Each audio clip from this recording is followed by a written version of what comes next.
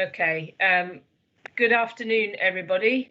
My name is Julia Mulligan. I'm the Police, Fire and Crime Commissioner for North Yorkshire. Welcome to this month's Public Accountability meeting. We have colleagues from Fire and Rescue and from Policing here today. And our chosen subject for North Yorkshire Police is rape and serious sexual offences, and for North Yorkshire Fire and Rescue Service, post-incident support. So we've got to focus on supporting the public and victims today. Start with attendance and apologies. Can I just please just address a slight omission in the minutes of the last meeting? You haven't got my apologies down. I was off sick, so if you could just note my apologies, that would be great. We don't have any formal minutes because it's all recorded and people can see what they can play back whatever they want to see. So I'll move, if it's all right, Amanda, to go with the question that we've had from the member of the public. I think you're going to pop that up on screen for us.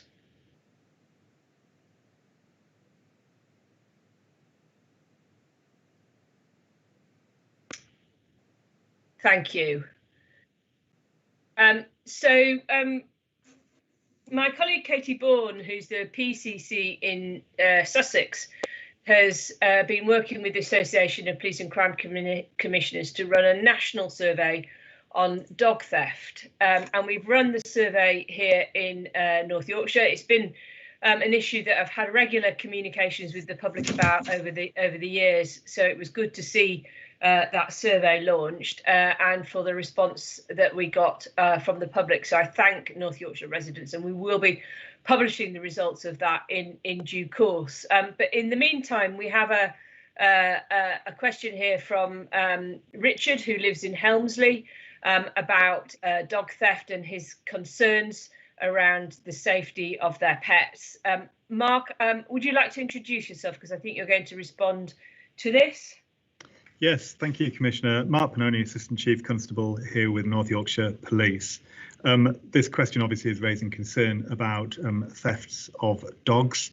And I think it's recognised that this is a significant national concern around a perceived increase in theft of dogs, domestic dogs owned by people as family pets.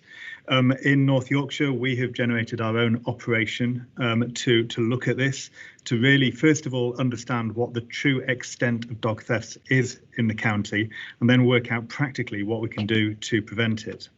Now, from a hard numbers perspective, can say that since October of last year, we've actually only had 5 thefts of dogs formally reported to us where we know dogs have been stolen. And from March of last year to February of this year, 25 thefts. Now, I don't want to negate the impact of these thefts, because every single family pet that's stolen is incredibly distressing to the individuals who've lost that animal. It is not helped either, I think, by the Home Office counting rules, the way we have to formally report this, because it is classed as a theft. But we know that theft of a family pet is much more than a simple theft. And that's why we've put the specific operation together to make sure that we address this appropriately. There are no patterns. There's no specific intelligence. There is no modus operandi that we can target at the moment because we have such small numbers. But we know that there are real community concerns throughout the county with regards to it. The most important thing I want to pass over at the moment, Commissioner, is some really good practical crime prevention advice that people can think about to make sure that their own dogs are protected, so that we minimise the chance of dogs going missing. And if I can, just very briefly go through what that crime prevention advice is. First of all, make sure that your pet is microchipped. Chips can be removed, but they're a great line of defence, and certainly if we recover a dog, being able to identify the owner. Don't leave dogs in the street. Don't leave them alone in a car, not least for their own welfare reasons, but also because of the risk of theft. Obviously, if you've got a garden and you let your dog out in the garden, make sure it's secure so a dog can't run away. And also always try and keep dogs on leads on roads. And if you release your dog from a lead, make sure that it is fully trained so that it will come back to yourself and it does have proper recall, obviously getting support from dog trainers or wherever to make sure that can be done. Don't allow the dog to run on roads or built up areas, and don't allow dogs to run in farm areas as well, where they can get distracted by other animals.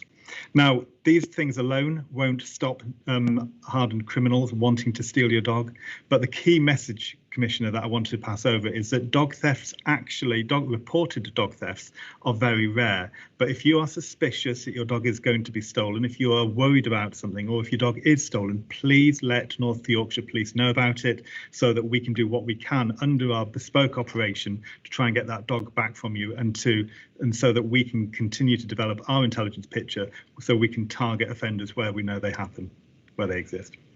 Thanks, Mark. I suppose I just push back on some of that a little bit, in that I know it's been quite challenging when members of the public have come to me and said that their dog has been stolen, because sometimes the response by the police has been, well, it's just run off, and it hasn't ever been determined whether or not it had just run off or whether or not it had actually been stolen, and that's been a bit of a problem in the past. So it's good to hear that you've got an operation in place. And hopefully that will take residents' concerns more seriously than I think perhaps might have happened in the past. The other thing I suppose I would just say, because we are North Yorkshire, about the issue about dogs being off leads in farmland, particularly at this time of year when we've got young lambs and livestock in the field, it is really important to keep dogs under control. You know, I've personally witnessed sheep that have been attacked by dogs when I've been out in the countryside myself, and it is very unpleasant. So that, I think, is something just to remind the public of, particularly at this time of year. So thank you for that, and it's very good to hear that we've got an operation in place. And as always, encourage the public to report any concerns that they have.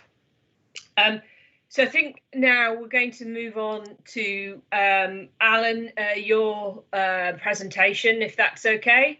I just set this in a bit of context, actually, because obviously we've had the tragic murder of Sarah Everard, which has put a sharp focus once again on violence against women and girls. So the timeliness of this presentation is important, and we had it planned prior to those events, but obviously Sarah's from York and her family's from York, so I just want to say how much we are thinking of you and the family at this unimaginably difficult time. So Alan, with that, I can hand over to you, please. Commissioner, thank you. Okay, I think the slide, the presentation's come up. Can I just confirm that it has for people? Not yet, Alan. Okay.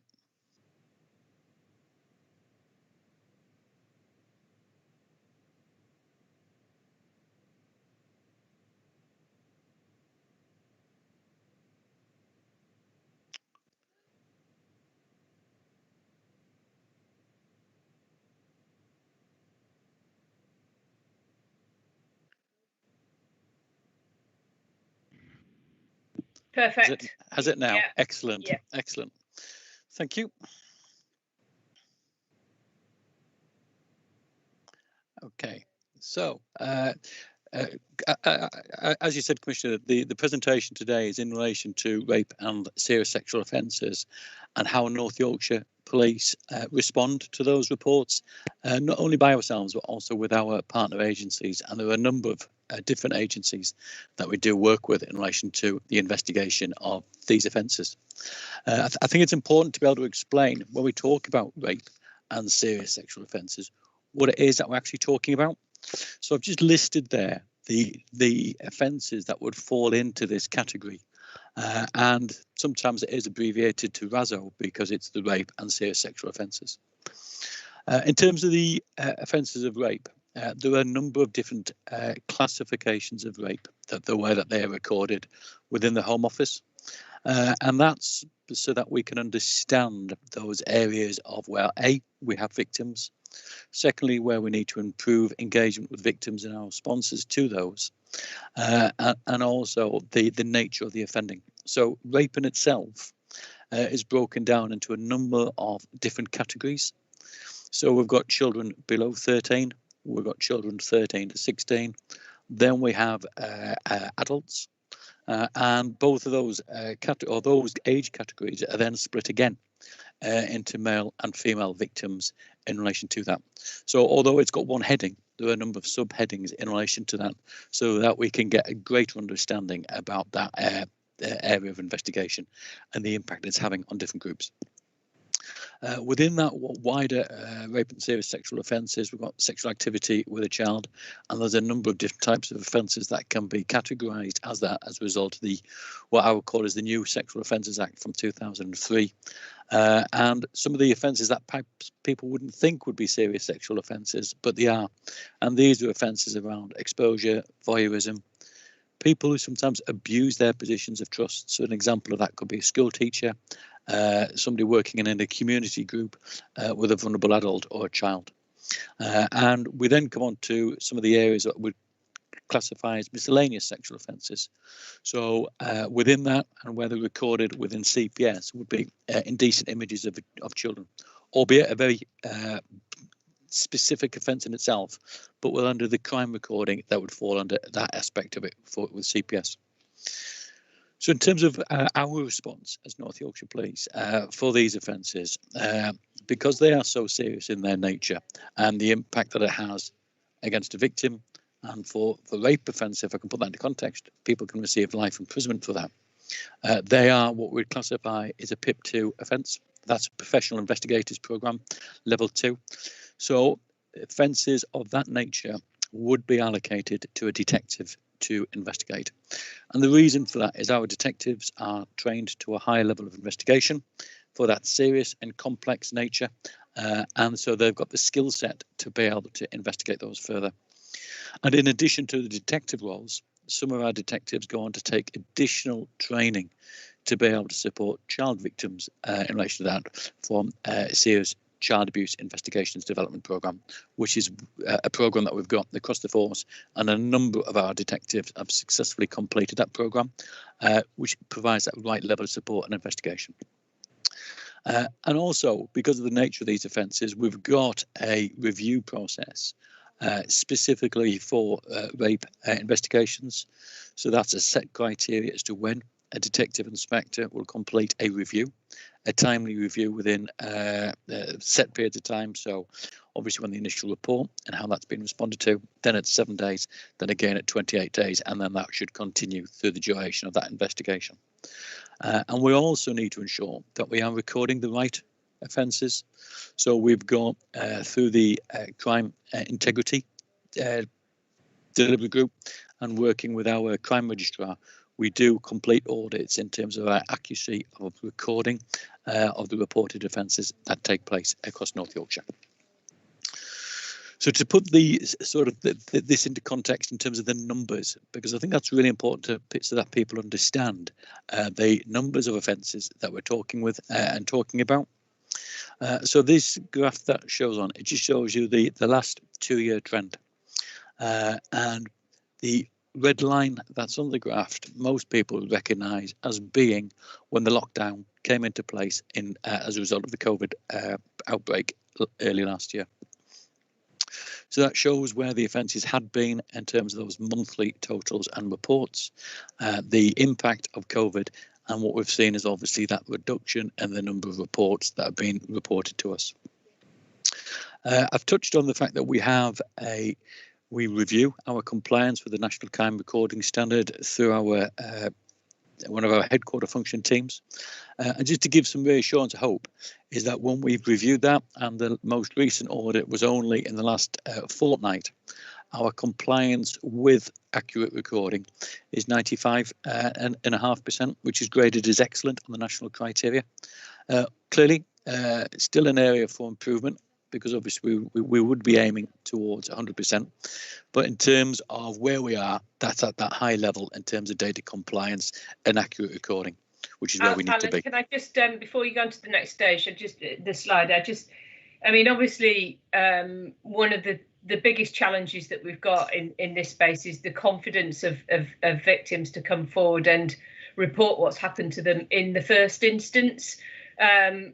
So can you just talk a little bit about what work you've been doing to try and provide victims with greater confidence, and to ensure that when they do report, that the experience that they have is as good as it can be in the circumstances? There's a lot that we've done in relation to that very matter, because people need to have that confidence of when they do make a report that they will be listened to, it'll be taken seriously, and it will be investigated. Because I think that listening to a victim and a victim's account is critical. So a number of actions that we've completed all go towards supporting exactly what you've touched on. So, for example, we've had communications campaigns through our communications team in relation to rape and investigations. We've promoted the training, and in fact, rape will now feature as an element of the CID detective training courses, that in the future. So actually they're getting that input from the very beginning. In relation to that, we've also formulated as a force a RASSO action plan, which follows the national action plan in relation to this area and the recording of that. We've also highlighted and raised the so people's awareness of the SARC, and I know Jenny's going to touch on that later on in terms of what would happen and how victims can be supported through that process. That would link in with work that we've also completed with children's social care, for example, because we appreciate that they're child victims. Also linking to IDAS, our commission service that provides specialist support to victims of rape. And also there are opportunities which we can come on to in relation to the SARC about the different ways that people can report and when it's right for them to make that report, because some people want to make the report now, in the here and now. And there are occasions when people will make a report, what we'd call non-recent reports, where they have occurred either months or years ago. But some people don't know exactly what they want to do in making that report. And there's lots of reasons and factors why that occurs. And there are options that are available so that the forensic evidence, the accounts can be obtained, and that allows the victim, the person who's making that report, to make a decision at a later date in terms of whether they want to make that formal complaint. So we've done a number of things in relation to that. And of course, we've also been involved and created review panels in terms of the impact that we have with victims through IDAS, with CPS, and looking at our prosecution and outcome rates. Okay, I mean, I'm sure you saw it, but Sue Fish, the former chief in Nottinghamshire, went public last week talking about the fact that she wouldn't be confident in reporting a sexual assault herself to the police, which I thought was really, really concerning. And some of the events that we've seen in recent weeks, has caused, women and girls to really sort of question some of this. And I suppose it's not just what you have done, but what you might do in the future to try and improve confidence as well, and whether the force are looking actively at those types of activities. You're right. There's lots of reasons why people will make a report, lots of reasons why people don't want to make a report, and the very nature of these offences and the circumstances in which they take place. There are not normally very many witnesses there. In terms of, unlike an assault in a public house, for example, in a pub.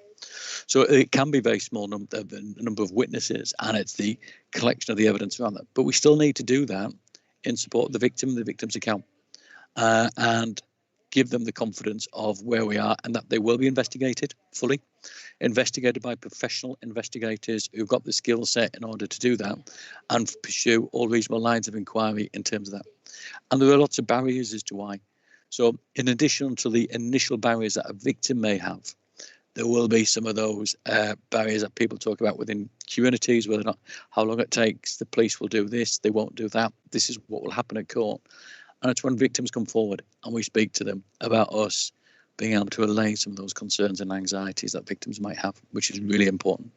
And we support them through that report through the court. And I think I've said it before, Commissioner, it's not just around the investigation. Our responsibilities occur beforehand, and it's from that initial report in the control room all the way through to court. Report to court is that where we need to support victims in through.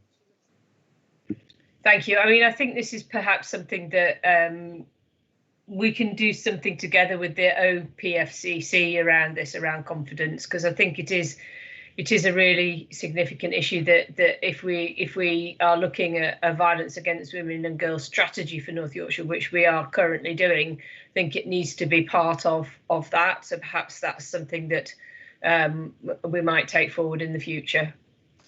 I think it's entirely appropriate that we do that, and I know that we've discussed that previously in terms of that strategy. And I think that those matters that you raise around confidence, victims coming forward, that's part of the national issue as opposed to just bespoke to North Yorkshire. That doesn't make it right or wrong. It's something that it's a national issue that we all need to address across the board in relation to that. Thanks, Alan. So in terms of those numbers that we've talked about on that graph, just wanted to break down those 2-year numbers in terms of where they take place across the force, to put that into that more local context. So that breaks it down in terms of the area that sees the greatest number of reports is at the county, followed by the York and also by the coast.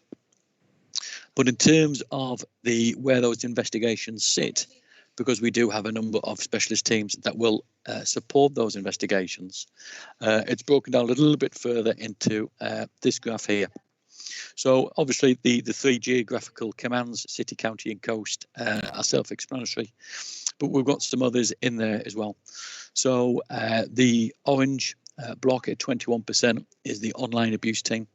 So obviously being a massive area of growth in terms of investigation, and that team is responsible for responding to intelligence and information that we receive about people receiving, downloading, sharing indecent images of children, which is continually to grow in relation to that. And although there are images online, there's a child at the end of that, and there's a child victim, and that's why we've got that dedicated team consistently working to execute warrants to identify those images, those offenders, and also to safeguard those children that are involved.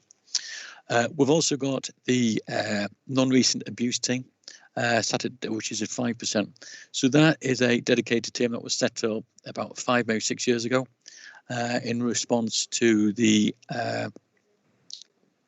Jimmy Savile inquiries that came out in relation to that. So they follow the Operation Hydrant criteria, which is in relation to child sexual abuse investigations, where there's been people of prominence or those that are working in an establishment, such as in institutional settings, be it school, a prison or a church, for example, and they would deal with those non-recent investigations in relation to that. So again, specialist investigators who've got the skills to deal with those more challenging non-recent investigations, because quite often they could be 10, 20, 30 years age in terms of those complaints that we receive in relation to those.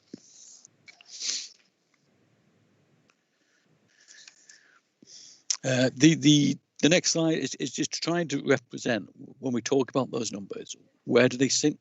Because we've talked about rape as a number, and also in terms of serious sexual assaults. So when we talk about the total number of crimes that are reported to North Yorkshire Police, this category of rape and serious sexual equate to about 2.5% of all crime that has been reported across the county and the city of York. And as we saw from the first slide that I put up, that's shown a reduction in relation to that. But I think there's a big factor in relation to that around COVID in relation to that. But we have seen that compared with previous years, a reduction as to where we are. I think, so just quickly, I mean, I think it's really interesting because when you talk to members of the judiciary, they will say that their workload is often actually two things. It's fraud and sex cases. And so if you think about that and the tiny percentage of all crime, and we'll get on to prosecutions and convictions shortly, I'm sure, the complexity of some of these cases is really challenging, and the specialist nature of the work that you do is really substantial. So I think it's really important for members of the public to understand that in the wider context as well. And it is complex, and I think part of the reason why, when you talk about the courts have got a number of these offences being heard, is because of the serious nature of them. It would be extremely rare for there to be out of court disposals in some of these, and it's right that they go to court to be heard at that higher level in terms of decision making about disposals, because when people are convicted in relation to the nature of these offences, they will end up being placed on the registered sex offenders levels of charge decisions, and the outcomes compared with the offence and the impact this has on victims is still low, and there's still areas for improvement with that. So even though we've talked about some of the challenges investigatively, evidentially, some of those not always in our control, there is still a lot further we can do in terms of improvement, and we'll continue to do that, because I think there are further opportunities, and that's why we've got that action plan to be successful in relation to that. Alan, I think Caroline's got a question for you. Okay. Thanks, Commissioner. Alan, thanks for that. Just going back from the previous slide, and it's something that we touched on with the stalking presentation last month. I'm just curious how the victim's journey and the feedback that you'll be receiving, how that features within the processes and those sort of future improvements. In terms of that contact with victims? Yeah, just thinking of all the commission services and how that's available and how that links into the sort of mechanisms you have in place. So we've been able to do that in a couple of ways, Caroline, and it's getting that appropriate link and that advice going back. So that's why it's been really important for me to have somebody from IDAS who provides that service and support as part of our rape panel, because they provide that victim's voice to be able to raise those concerns. And equally in relation to that, where they do have any concerns in relation to the level of service that a victim is receiving, they're equally able to escalate that. So there have been occasions when it's been escalated, it comes to myself, I have, and I do review those to make sure we are delivering the right service in relation to that, and either work with the officer involved in the investigation or back with IDAS, so that feedback can be given in relation to that. So the victims do have a voice, and that's why as part of our plan, our RASSO action plan, we put measures into place that all sexual offences that are being reported get reviewed by one of my team to make sure that the ISVA service has been recognised, it's been offered, and whether or not that referral has gone in, because I think that's really important to make sure that victims can raise concerns if they aren't getting the level of service that they believe that they have, but also that they can get that additional support outside of the investigation for them, because these offences do have significant impacts in relation to victims, as the Chief Constable had mentioned earlier on. And I think the timing of some of those reports and the non-recent one really reaffirms that in relation to that, if that answers your question. Yes, thank you. And I appreciate we'll move into this space as well when Jenny moves on to her slides as well. So, no, thank you. Thank you. Commissioner, that's the end of my presentation. And unless you've got any further questions, I'd hand over to Jenny for hers. No, that's fine, Alan. I suppose, this is I sit on the National Rape Action Group, so this is an area of great debate across the sector, really. And there will be quite a lot of there's a lot of detailed work going on at a national level at the moment, jointly with partners, and there will be an action. There's an action plan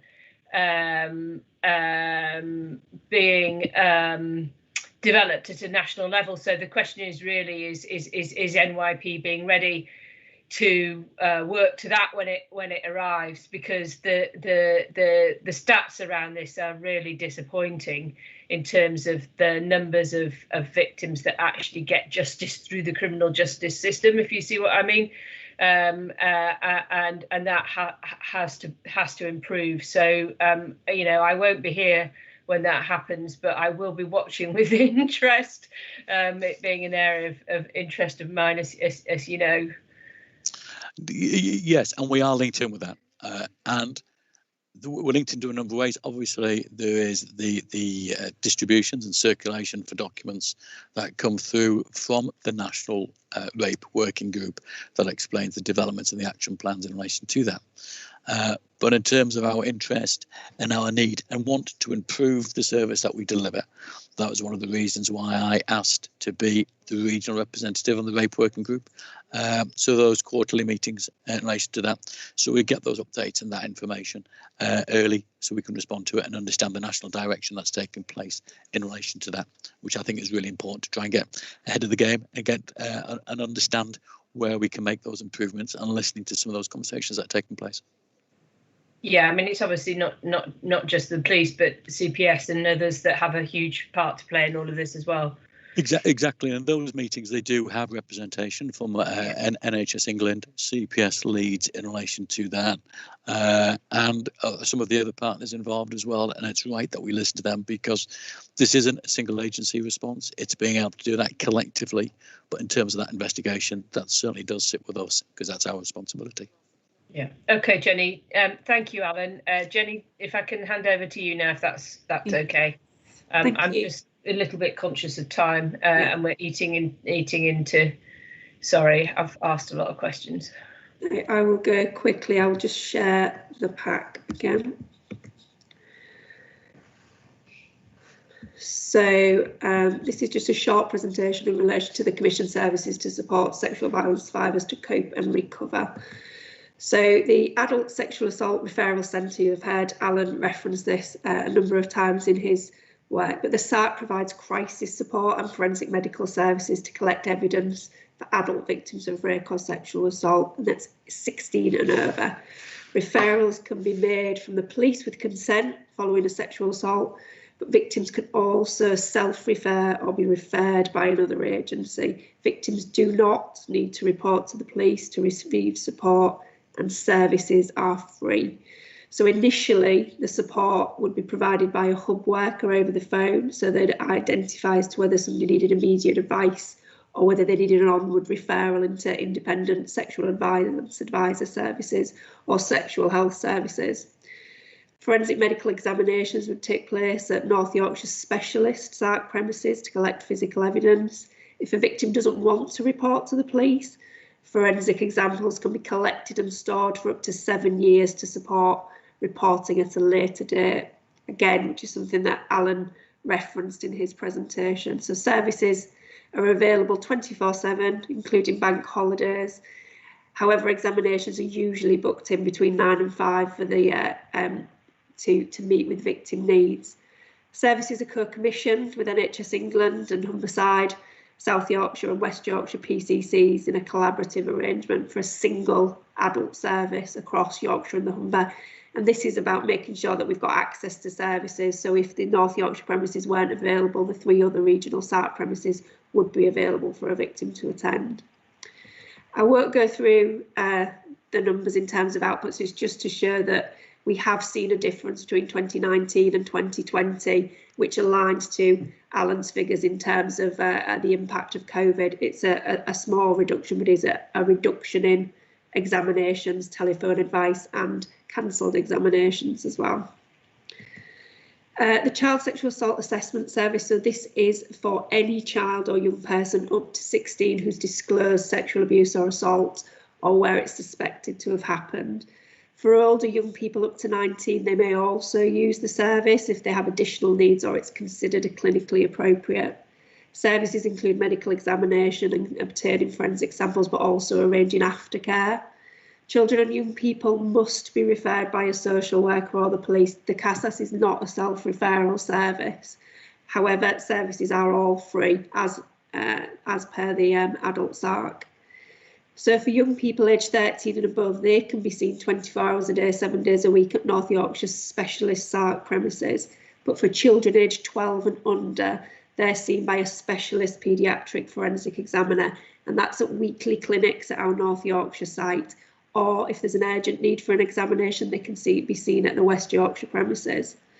Services for that have been jointly commissioned with NHS England since 2016, and NHS England are the lead commissioner in relation to the Child Sexual Assault Assessment Service. Again, I won't go into the detail in terms of the numbers, but you can see that there have been quite a significant reduction in total referrals into services between 2019 and 20. Again, impact in relation to COVID is what we anticipate is the reason for those, although we cannot conclude that totally. So Jenny, just a quick question on this one, then. I'm mindful of time, but I mean that is, along with some of the sort of domestic abuse figures that we've seen, is quite alarming, because quite a lot of assaults are committed by people who are known to the children or family members, and you know, the worry would be that this is going on behind closed doors, and because we've seen you know, schools close and all of the rest of it, whether or not these crimes are still going on and are not coming to our attention at the moment. Is there any evidence for that? Not at the moment, Julie. I think the evidence that we have suggests it's a combination of factors contributing to this. There is also that whilst obviously incidents occur within the family and close family, there's actually a much limited contact beyond close family at this time. So there's actually that impact to take into consideration, as well as the fact that young people potentially aren't having contact with trusted adults to potentially disclose. So we think there is a combination of factors, but we can't draw concrete conclusions at the moment. Thank you. So I'll move on to our independent sexual violence advisor service. So ISVA's a professionally trained specialist who provides support for victims and survivors of all forms of sexual violence and abuse. That includes historic child sexual abuse, and that's regardless of age, gender or sexual orientation. So it's an open age, open access service. Referrals can be made by police with consent following a report of sexual abuse. Referrals can also be made by the SARC or the CASAS with consent following an examination or an assessment, but victims and survivors can also self-refer into the ISVA service at any time. So they can refer themselves or be referred by another agency. They can do that by phone or email or online. Victims do not need to report to the police to receive support, and services are all free. So support includes immediate support and safety planning after an incident, medium to long-term one-to-one emotional and practical support, including support through any investigation or court proceedings. There's group work and peer support networks as appropriate, and the support to access counselling and talking therapy services to help support long-term recovery, which has been a really important part of victims' journey from our perspective. Again, I won't go into the numbers, but obviously we have seen a reduction in terms of referrals into service, newly engaged clients, and cases closed, which is having an impact on capacity within services. But I won't go into detail on that. I know I'm mindful of time. So just to touch finally on outcomes for the Independent Sexual Violence Advisor Service. So we get very, very good feedback in relation to these services. The 100% of people who respond to service exit feedback surveys would recommend the ISVA service. They had an overall positive experience and felt that support goals were met by the ISVA service. And the way in which we measure outcomes from an individual perspective is around as to whether identified needs have been addressed. So for 84% of people accessing the service, their needs in relation to health and well-being have been addressed. For 82%, their empowerment needs, 72% in terms of coping with everyday life, and for 63% feelings of safety, which is we think is really, really positive given the nature of the crime that the individuals are needing to deal with, and what cope and recovery journey for these individuals can be a considerable time period. Thanks, Jenny. Has anybody got any questions, any further questions before we move on to the performance element of North Yorkshire Police? Sorry, Simon, do you want to say something? Yeah, it's just a suggestion, Julia, which might be of interest, just something we could discuss outside of the meeting perhaps. But given the extent of concern amongst victims, amongst society at large around the mobile phones issue, which we did touch on earlier in Alan's presentation, I wondered whether it was something that might be of interest in terms of further detailed follow-up scrutiny, perhaps some reality checking around that. And besides anything else, it's extremely interesting from a range of perspectives, and I would welcome the opportunity to look into that a little bit further, both as a lawyer and as your chief executive, with an eye to how we can best support and reassure and inform victims about what happens, what doesn't happen, what their options are, and some of the understanding about the technology. Obviously, we would need to be sensitive to the fact that this is evidentially, quite a sort of sensitive area. But I would certainly be interested in finding out a little more, but only with your permission. That sounds like a good idea, Simon. I think some transparency around this issue for residents of North Yorkshire is a really good idea. So I think let's do that. Thank you. Okay. I think I'm handing over to Mark now. That's right, Commissioner. Thank you very much. I will just share my screen. So if, Commissioner, you can tell me when this is up, which hopefully it will be soon. It's there. Fantastic. Thank you very much. If it dips out, if you can let me know, as it sometimes does, but hopefully this will go okay. So as I said before, Mark Pannoni, Assistant Chief Constable here in North Yorkshire. I'm going to go through the police's performance for this month, for the month of February, and identifying issues of any interest or specific note. The presentation will be provided under the four strategic themes of caring about the vulnerable, ambitious collaboration, reinforcing local policing, and enhancing the customer experience, which are the four key themes that we try to address all of our activity under to ensure it's appropriately prioritised. So starting with mental health. Mental health, this is obviously about caring about the vulnerable, but it's also about our collaboration with other key partners. We've seen mental health issues go down slightly in February. I am confident that since May of last year, we are accurate in the amount of our understanding around mental health and how many incidents we deal with. And it's round about 20%, a fifth of all of our incidents that we deal with are mental health related. That is quite a significant amount of our activity that actually is dealing with one area and one theme. But within that, concern for safety is our biggest area of activity, where we're about 38% of all of our incidents where we are concerned about people are phoning in concerned about their loved ones. There is a mental health aspect to that.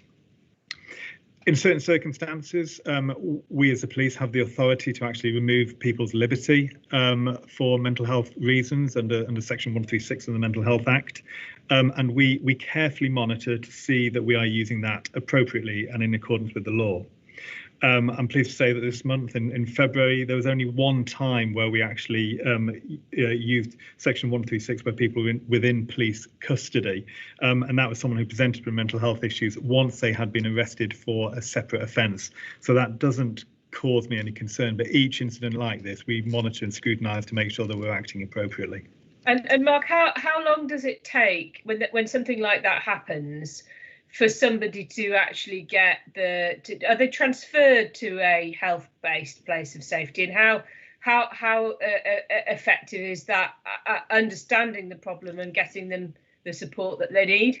Okay, so I think it's important to recognise that each time we're dealing with someone with mental health issue, it is taking a lot of police time because we have to get it right. We have to make sure that they get the appropriate support.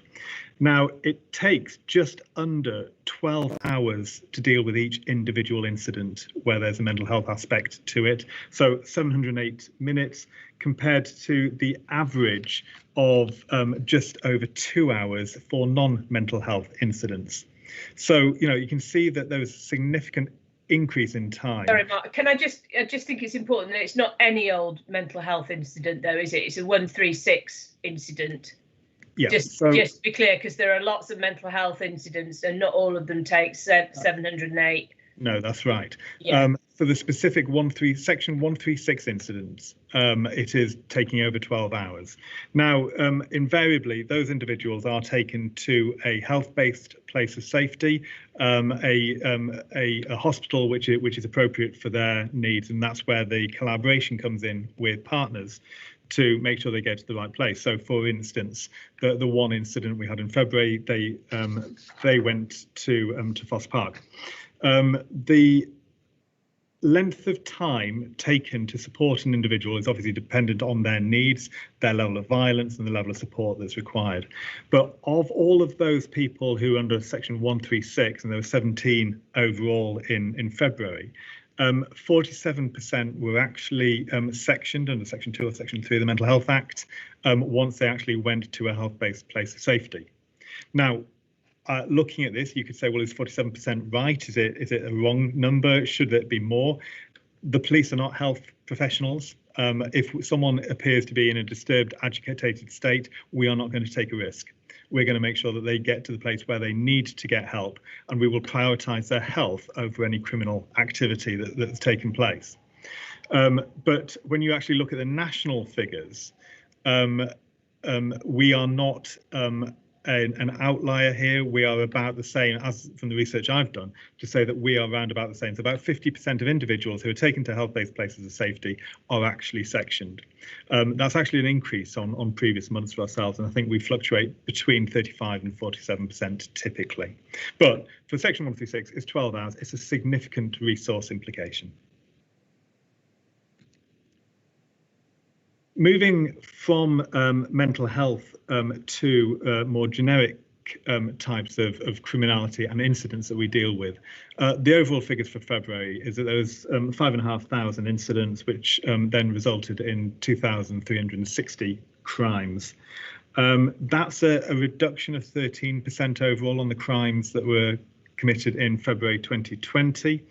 And that is what is anticipated, and you'll see a theme going throughout this, where we have seen a reduction in crimes and a reduction of incidents because of the national lockdown. The most significant amount of the significant criminality of note, the one that's created most volume, is around violence against a person, 733 incidents. Fraud was second, and then theft was third. What you'll notice from the incident volumes by date, top right-hand corner of that slide, is that we had a big spike around about February 27th. That was actually a spike of COVID tickets. So there's an incident where there was a lot of tickets given on that day. We gave out 39 COVID tickets on one incident, and that's what generated that spike on that Saturday. I'll just break it down into the three geographic commands of city, of coast, and of county. And you'll see that in the city command, we had 36% of all incidents at 1958, which transferred into 37% of all of our crimes in February. This is a reduction of 10% in criminality compared to February 2020. Which is obviously expected through the COVID period. If we go into the coastal command, 24% of the county's incidents occurred there, and that works out to be about 25% of all crimes. And again, this is a reduction compared to the previous year, but actually only a reduction of 3% compared to 2020. And then if we go into the largest command, into county, that's 40% of all incidents, 38% of all crimes, and that's 12% reduction on crimes compared to February 2020. So we are seeing a significant reduction in criminality during lockdown, but that reduction is now reducing, and we are starting to get back to slightly more normal figures. Mark, sorry, can you just whip back to the previous slide? Yeah. Why a panel seems to have got a lot of crime? It's only a tiny place. Do we know why that is? 25 crimes across a month. That's less than one a day, but why that is, I don't know. I can certainly get back to you on that, though. I just, if you compare it, say, to, I don't know, New Park, which is considerably bigger and got much more greater population and, you know, arguably more challenges than a place like Panel, it just stands out, really. Yeah, I mean, like I say, it's less than 1 crime per day. Yes, but for Panel, that's probably a lot. Yep, I can certainly do that research. I can get straight back to you, Commissioner, on that to find out exactly what the circumstances are on that. Yeah, okay, thanks.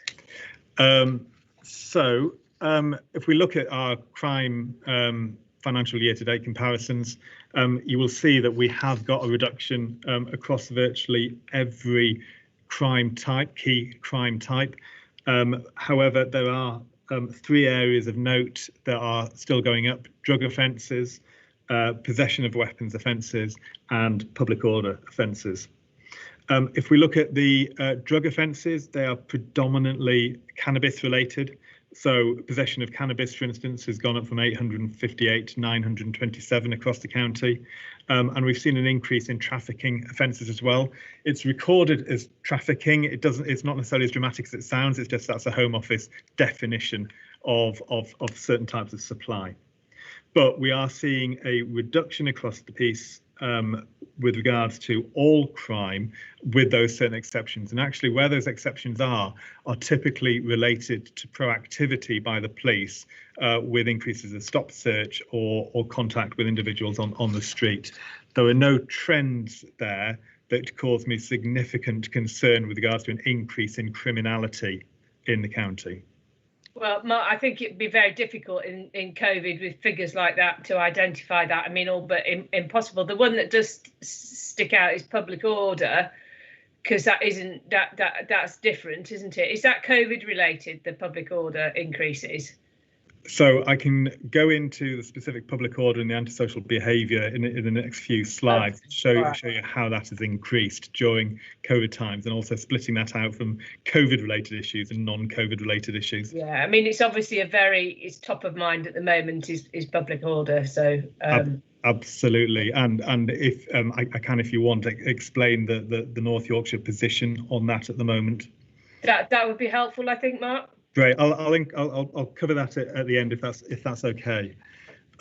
So moving on to these areas, if we look at where our key crimes are reducing and increasing, you'll identify here that we've got increase of drug offences in Craven, and again this is possession of cannabis predominantly. Scarborough and Rydell, again, drug offences, an increase, and again, that's cannabis possession. And Selby, 25% increase, that's an additional 26 possession of cannabis. This is invariably proactive stopping by police officers and individuals on the street. They may be being stopped for other reasons, quite often COVID related, and they are having cannabis on them, so there is an action taken against them. Domestic abuse has been covered previously, I know, by Alan in some detail. What's interesting here for me is that obviously we have a real desire to make sure we are getting a significant increase in reporting, as much of an increase in reporting as we can do. And we know that there is a lot of hidden harm during lockdown that we need to be aware of. We are seeing an increase in offenders on the 16 to 18-year-old range, and also child on parent offending in domestic abuse. It is a concern. It's an area that we're aware of. Now, whether this is that people are just getting too exasperated in lockdown, it's difficult to say, but this is a concern that we're getting further research taken at the moment. Okay, so just to pick up then obviously the Commission services provide support around that, and I suppose it's just checking that the force has the right referral mechanisms in place to access those specialist services. Yep, and one of the key areas under our Early Action Together programme on the targeted operating model is to make sure that we really understand our pathways and making sure that we are using all the resources available to us from all partners so that we are referring appropriately, because I think there is still work to be done there. Thank you. Jenny, is there anything you want to add?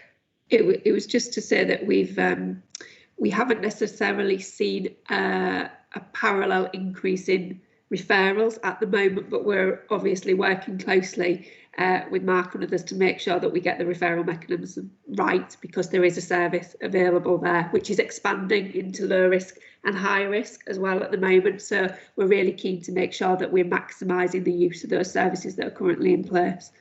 Okay, well, all right, that's great. I suppose the other thing to mention, and again, we're short of time, so is that IDAS has seen significant increases referrals into it, and they don't appear to be coming from the police, and there seems to be a gap between the demand that IDAS are experiencing as a service provider and the demand that's being referred into by the police. And I think we've asked for some analysis work to be done around that so that we can understand it.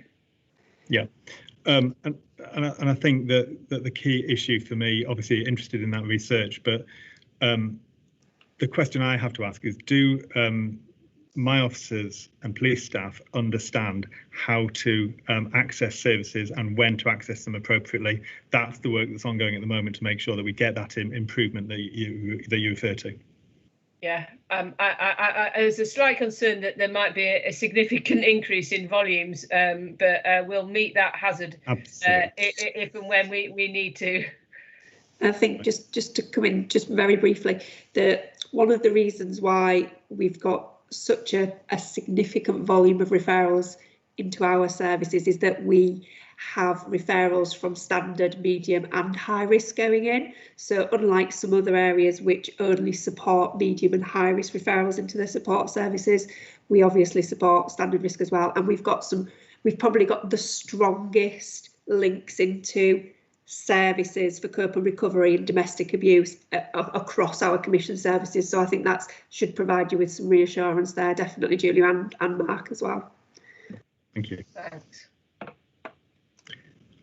Okay, so if we look at antisocial behaviour, public safety and welfare and road traffic collisions across the county, what we see there is huge increases in antisocial behaviour across the county. That is invariably COVID related because of the activity that's taking place. And, you know, we have to recognise that a huge amount of police activity is around policing of COVID related issues.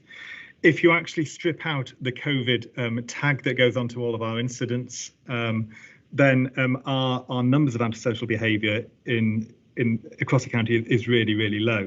So in Hambleton and Richmond, for instance, 4,329 incidents, including COVID. It's down to 371 without. Craven, 119 incidents, not COVID related. Harrogate, 306. York, 900 compared to the close on 9,000. And likewise Selby, 209, and Scarborough, 669. It might be the appropriate time now, Commissioner, to talk about the wider national issues with regards to the policing of COVID-related issues. Just before you get onto that, Mark, there's just one thing that because I don't want us to dismiss ASB out of hand. And the reason I say that is that I'm aware of some areas where there has been some significant ASB, and it isn't directly COVID related because it's not about the issuing of FPNs or anything else, but it is large groups of young people gathering and reports of ASB, and the background to that is COVID, as opposed to it being directly COVID related, if you see what I mean. And so it's trying to understand what is going on in communities to make sure that the policing response is as it should be.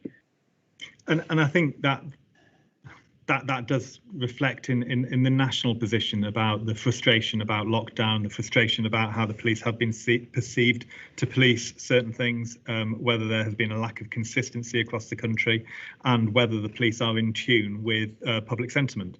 Now, specifically in North Yorkshire, where we have had antisocial behaviour that's actually, as you say, not directly COVID related, we have got specific operations which are being assessed and monitored and challenged at a force level through force tasking rather than locally, to make sure we're putting the appropriate pressure, the appropriate support, resources and funding to deal with those incidents. And that has been happening. Whether we always deal with things as quickly or as in a way that all communities want us to, well, each incident is different. But I think there's never been a time where it's more important for the police to be absolutely understanding of community sentiment to make sure that we get the policing posture, the policing stance right. Now, you know, what happens in other counties, in other metropolitan areas, what happens in London is not necessarily directly relevant to what happens in North Yorkshire, but we are monitoring national sentiments so that we can respond appropriately, sensitively, proportionately, and also that we prioritise public safety above necessarily a desire for enforcement. So, for instance, this weekend that's just been, we had 6 different demonstrations in York, all of different reasons for people coming together. We didn't arrest anyone. We hopefully dealt with those incidents sensitively, and the incidents progressed without incident. But we do need to monitor to make sure that we are responding to public sentiment, but most importantly, keeping the public safe. It's a fine balance, and obviously we're also watching what happens in the rest of the country. But this is something that we're particularly tuned into at the moment. So I would hope that provides an element of reassurance. But it is on a daily basis a need to really review how we are policing specific events. Okay, and I know obviously you keep a good lookout around sort of intel and all of the rest of it, but you know the protests in Bristol, the Kill the Bill protests, I think there's significant concern that they might spark copycat type activity, and just making sure that that's being monitored as it should, which I'm sure it is. It's a significant part of my work in certain other departments to make sure that we are able to support any national requirements, but we have to do that ensuring at the same time we are keeping North Yorkshire safe, because if we do get significant disorder in other parts of the country, we will obviously play our part there, and we will be expected to do so under national mutual aid requirements, but our primary requirement is to keep North Yorkshire safe, which we will continue to do. Okay, so there's something's been raised with me today, an area of concern to do with the sort of our rural nature, and that is Extinction Rebellion are planning a quote unquote mass trespass on the 24th of April, and that's in on their website in the public domain. That obviously will be of great concern, and it's a different type of tactic which has largely been urban focused in the past, and that is quite an interesting development. How are you thinking about that? So I think the really interesting thing about public order legislation and public order policing and all of the guidance around how we deal with protests, all that documentation invariably was written before Extinction Rebellion and that methodology of protest came into being. This a non-violent, passive resistance type of protest, which is typically what Extinction Rebellion and some other groups use, is a challenge for the police. And dependent on the incident, we will have a command structure, we will have a strategy that we're working to, and that we will make sure that we deal with it appropriately, balancing the needs of everyone involved or affected by that protest. Obviously, when we're aware of an incident that's going to be developing, we get as much intelligence as we can to make sure that we police it as appropriately as possible. And with regards to any incident that's happening in April, we are monitoring closely to decide to ensure that we police it appropriately. But as you point out, Commissioner, policing protest in a rural environment is very different to policing a protest in an urban environment, with different challenges and different expectations by the community. Lisa, Chief, you want to come in?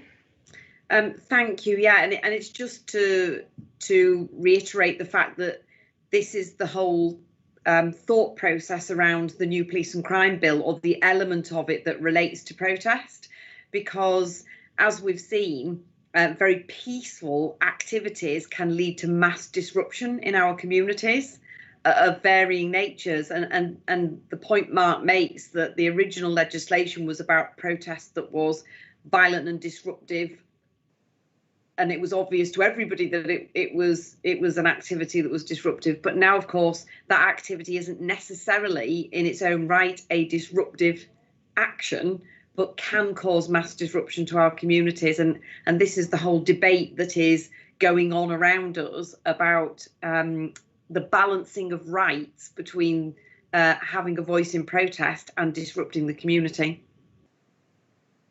Okay, thank you. I will follow up on the April issue separately, I think, because it will be a great concern. It's certainly been raised by rural stakeholders already, and it is going to become an emerging concern, I think. Okay, thank you. So if I can keep an eye on time, if we look at our Specialist Operations Department, which includes our Firearms Support Unit, our Roads Policing Group, our Operational Support Unit, and our Rural Task Force. These are 4 specific specialist functions that are designed to be proactive in the way that they prevent criminality and prevent harm in our county. We have a breakdown of the areas. For instance, at Firearms Support Unit, we're focused on organised inquisitive crime predominantly this month, responding to some key threats there. Obviously, you would imagine the Roads Policing Group to be focusing on a fair amount of their work on road traffic collisions, which they were, but also working on organised inquisitive crime to prevent significant organised criminals coming into our county and causing harm here. And a lot of that is intelligence-led activity. That has also been supported by the Operational Support Unit as well. And I think next month there will be further work articulated around how we are developing these separate functions within the county, which really for me is quite exciting, to make sure that they're absolutely tied in to dealing with those forms of criminality that are causing the most harm to our county. A lot of it, though, as I mentioned, is about preventing criminals coming into the county and committing harm. I briefly mentioned the Royal Task Force. Interestingly, going back to the original question that was asked by a member of the public, a lot of the work being done by the PCSOs working in the Royal Crime Force this month has been around dog thefts, perceptions of dog thefts, and reassurance around dog thefts as well. Moving on to our contact, our 999 contact, members of the public calling us. Our call volumes have reduced this month. The percentage answered within 10 seconds has gone up, which is pleasing, and the average speed of answer has reduced as well. We've got a decrease in calls compared to February 2020 of about 27%, which obviously is fairly significant. On our 101s, our call volume has gone down compared to February of last year. Again, that is expected. Our call duration, interestingly, has gone up, and this will be partly related to the COVID questions, and we have to go through a system asking loads of different questions around COVID related issues, which increases the call duration. Our speed of answer has reduced slightly, but overall it's a 32% reduction in call numbers compared to 2019 and about 19% down on February 2020. I would anticipate as we come out of lockdown, those numbers will change next month. And then if we go into the local policing priorities for the areas within the county, in reality, the key information for those crime areas that directly are of priority for those local areas, antisocial behaviour, as I've already mentioned, has gone up significantly across the county, COVID related. Drug offences have gone up as well, like I've mentioned, and also in Hambleton, where mental health was identified as a priority, that is increasing as well. Why that is, we've got specific further work going on at the moment to look at what that change in numbers is to be able to explain that. So moving on to the people side, just finishing off with people-related aspects. I think the bullet points here are that we are very much on target for year one of the National Uplift programme. We've had 112 new police officers this year, 54 male, 58 female. Of the staff we've had this year, the new staff we've had this year, 57% are female and 6% are BAME, which is pleasing because obviously that is above the proportion of female and BAME people in the county. And in fact, we are within the top 4 forces nationally with regards to female representation within the police, within North Yorkshire Police as a police service. So there's some positive numbers there. The whole new mechanism of bringing people into the organisation and how we target where they are then going to be going into, a load of work going on there to make sure that we are putting the people where it makes most effect, which is part of our early action together programme. So unless there's anything else on people, I think those are the headlines, again, just bearing in mind time.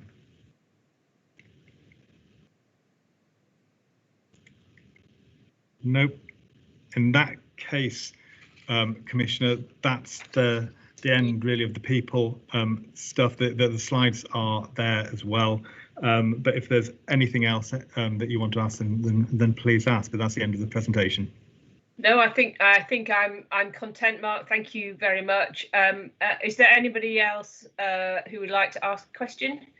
No. OK. All right. We will move into fire and rescue. Thank you, policing colleagues, for all of your work and candour around that. It is appreciated. So, Andrew, am I coming to you in the first instance? Is that right? In the first instance, Julia, but very, very quickly, because I'm going to pass straight across to Phil Wild, who's going to talk to you about our theme for this month, and then John Foster will come in after that with our performance report. Thank you. And my I'll apologies. be online. I seem to have got the wrong. Hang on.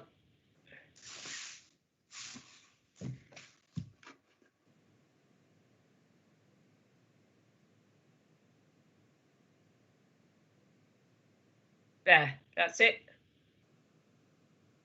We good? We good to go? Yeah, I think we're good. I think we're good to go. My apologies, Andrew, for eating into a bit of your time. I'm sure that Phil and John will manage that, and I'll be here, obviously, Julia, if you want to bring me in at any point. Over to you, Phil. Thanks, Andrew. Thanks, Commissioner. Yeah, so we're going to talk about post-incident support. And I think it's important at the very beginning just to point out that the post-incident support I'll be talking about is across a range of different incident types. It's not just fires, but incidents such as rescues. Flooding is another good example, which can affect maybe either a single premises or, you know, wider scale across whole communities. And of course, this can be across a range of different people as well within North Yorkshire. It's people in their homes, individuals and families, and then owners and employees of businesses and so on. You know, businesses which are often critical to the local provision and the local economy. So the support that we provide as a fire service, I just wanted to put it down to context really, that we're talking across a number of different areas here. And it's also important that we tailor our support to the different circumstances, which hopefully we'll be able to explain as we go through the presentation. And by we, I mean myself and Dave Winspear, who's Head of Prevention and Protection, who will take part as well. So this slide, really, I thought it was important, really, that you might think that we turn up to an emergency, we deal with the emergency, we fire out, and then leave as soon as possible to go and deal with another emergency, or to go back to base to get cleaned up, to then be ready for that next emergency, but we don't. We stay and we provide that additional support wherever possible. So the Commissioner's Fire and Rescue Plan, its aim is to help you be safe and feel safe in Yorkshire. So not only do we do that during the emergency phase of an incident, we would be failing if we didn't do more after the emergency has passed to provide that additional support to help, again, make you feel safe and be safe. And of course, the number one priority within the plan is caring about the vulnerable. So there's many members of the public who are regarded as being vulnerable, and as you can imagine, when an emergency occurs, it impacts further and they become even more vulnerable. But similarly, there's many who would be regarded as not being that vulnerable until an emergency incident occurs, and then suddenly you find that that vulnerability has increased, and those people also need our help. And our aim is to reduce that vulnerability as much as possible in both circumstances. So we reflect that in our strategies and in our new service values as well. So as you can see in the service delivery strategy, we have two specific objectives under the emergency intervention aim. The first one, as you can see, it says we will always ensure appropriate levels of support and aftercare are provided to the public after emergency interventions. So of course, that's us going out and helping the public after that emergency phase has passed. The next one, as you can see, it says we will always ensure that our people are provided with the correct levels of ongoing support to help deal with the psychological effects of dealing with emergency interventions. And again, that applies both externally to the public that we serve, but also internally to our staff. And finally, to our new service values, we've incorporated it within that as well. So our new service values are people, results, inclusion, creativity, and learning. And I focus really on the people part here, because as you can see there, it says about we exist to serve the public. We put people first. We care for our own and others' mental and physical well-being. So hopefully that makes it very, very clear to the public that we're here to support them and make their lives better in their times of need.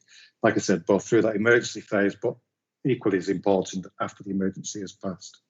And it also helps to align our staff in the common objective of helping the people that we're here to exist to serve through our work.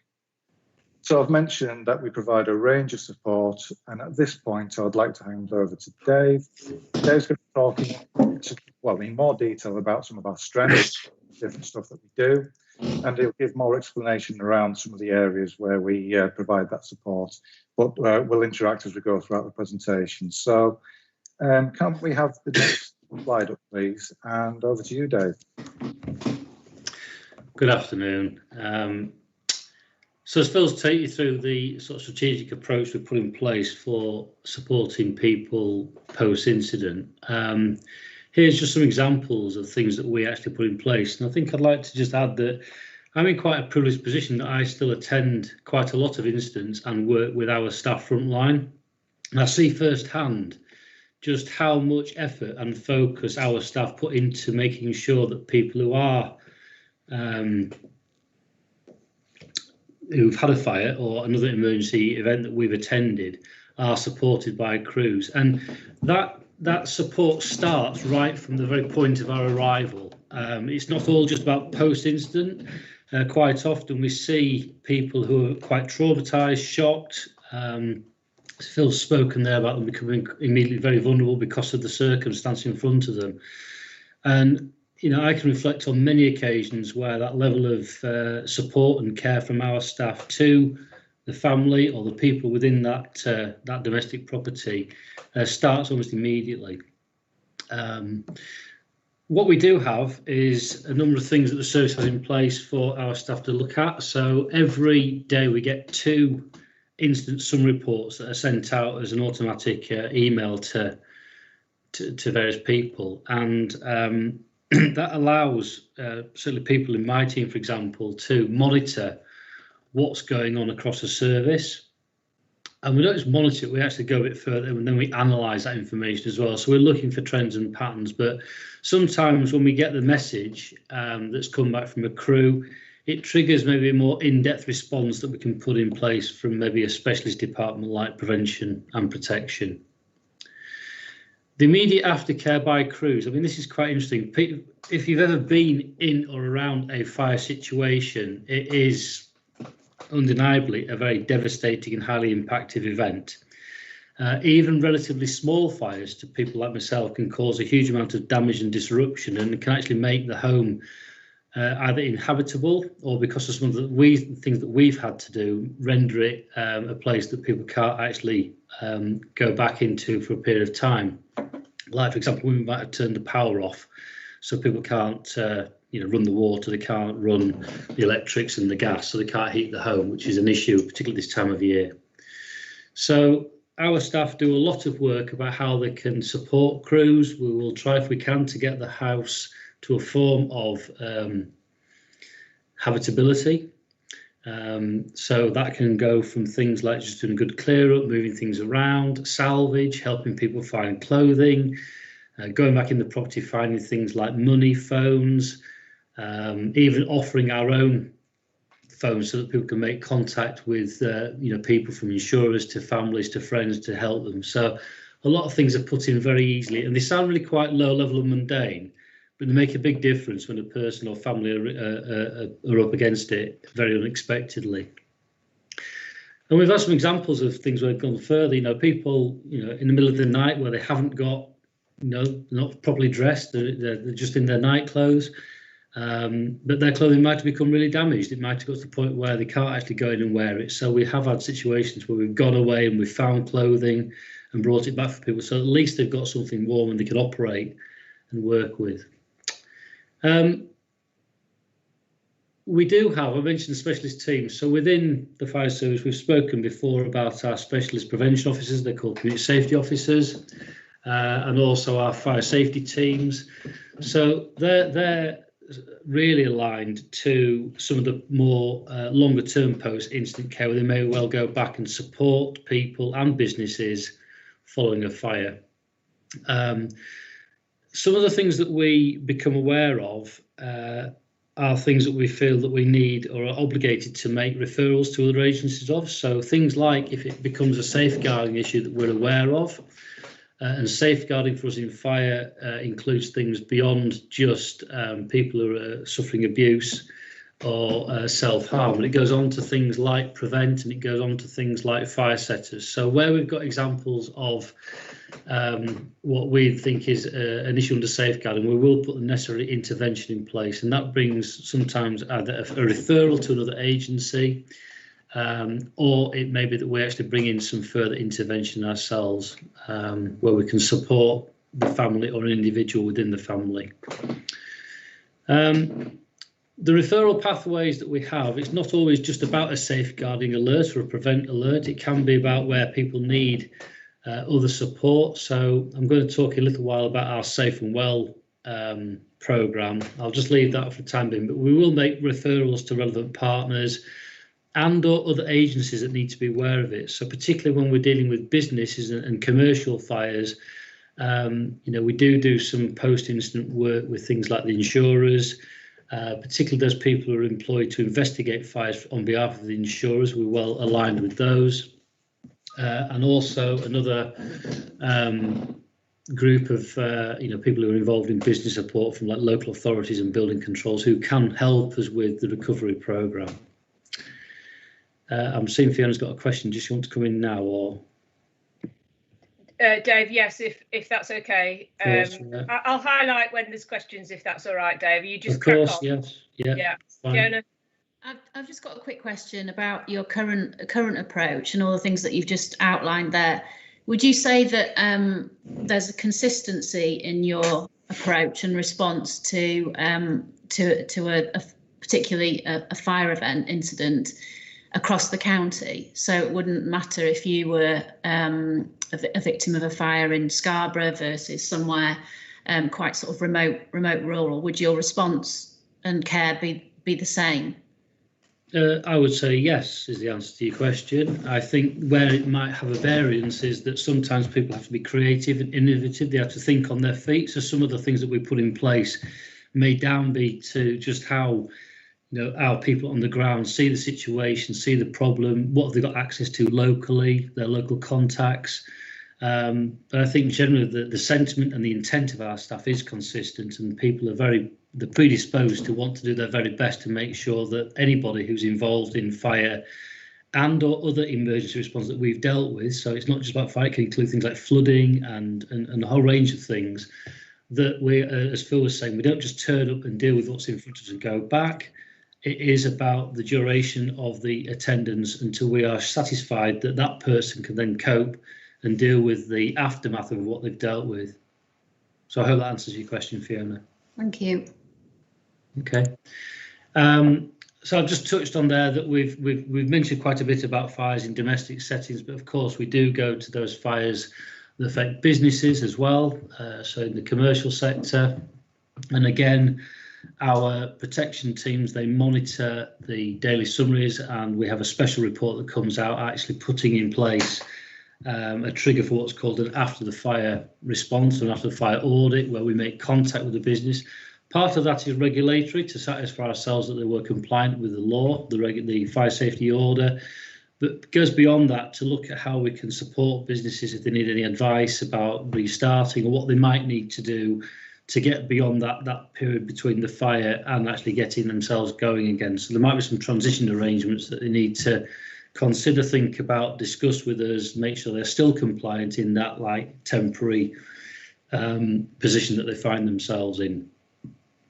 And the final part of this slide about partnership working, I think this is very much one of our strengths in the fire. We are very collaborative, we work well with other agencies. We often call upon our partners to either attend the incident or notify them. And certainly for post-incident work, you know, we work with a whole range of different people that we've got either on a county-wide level. Some of those are statutory partners, you know, even colleagues from the police, obviously. But also we go further into the third sector, where again on a more local level, there are some really quite good arrangements in place to support you know, individuals who've been susceptible or found themselves in a difficult situation. Next slide. So I mentioned Safe and Well. We've actually done a presentation on Safe and Well previously. So I'm just going to give you a flavour, a bit of an overview for this. The Safe and Well programme is person-centred. It's based on a home fire safety check, but it has a wraparound number of areas that focus on things that individuals within the home might need support with. So that leads us back into how we can make referrals to other agencies to get the best support for that person or the people within the home. The Safe and Well is based on three main areas. It's about the home itself, it's about the people in the home, and it's about the behaviours that the people have within the home, so the lifestyle choices and the things that they do. And the staff in North Yorkshire Fire have been trained on how to conduct a Safe and Well visit. And if they think that we are best placed to do an intervention, then we will. As just said, if it comes to the point where we feel that we can make a suitable referral to a relevant agency or partner, then we will fill that in and we will send it. And sometimes we then work alongside that partner agency to sort of see how that plays out. One thing that's become really quite apparent to us, and I'll come slightly off the post-incident here, the work we've been doing through the lockdown period, certainly with North Yorkshire County Council, has really illustrated to us the amount of people and actually the increasing number of people coming forward who are saying they are suffering from social isolation. It's something that we understood or we had an awareness of, but I think now, you know, fire and certainly county councils and other partner agencies are really recognising this as a big social problem. It's something that's captured in our Safe and Well visit. It's something that we really want to understand better and put more effort into how we can sort of support people who are socially isolated. So it's something that we're sort of learning about, and I think it's a really relevant point, particularly right now, just to add into this particular presentation.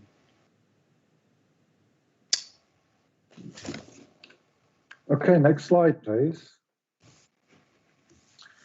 I wanted to touch upon, we talked about the collaborative approach just previously there, but I wanted to highlight the other support mechanisms that are available via fire.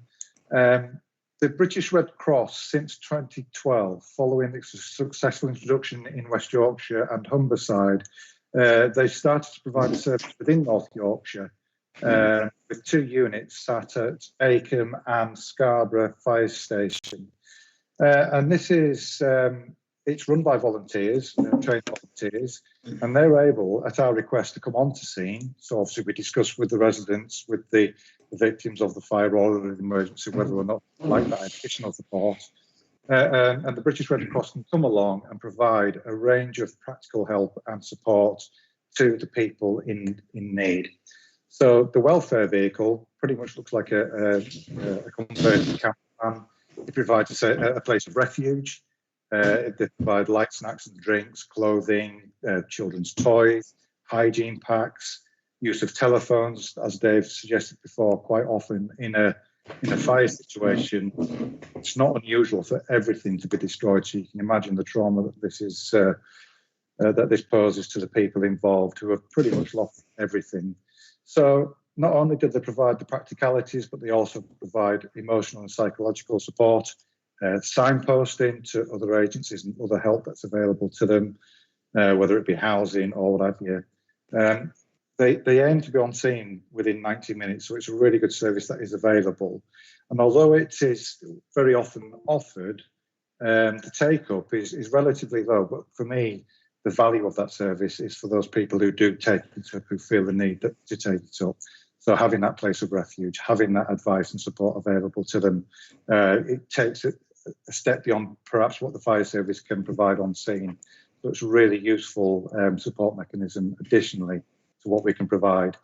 And similarly, the major incident response team, through the local resilience forum, this is another facility available to help people in their time of need. And this can often be on a wider scale as well. And pretty much they offer a similar sort of support to the people in need. It is a confidential support service, as you can see.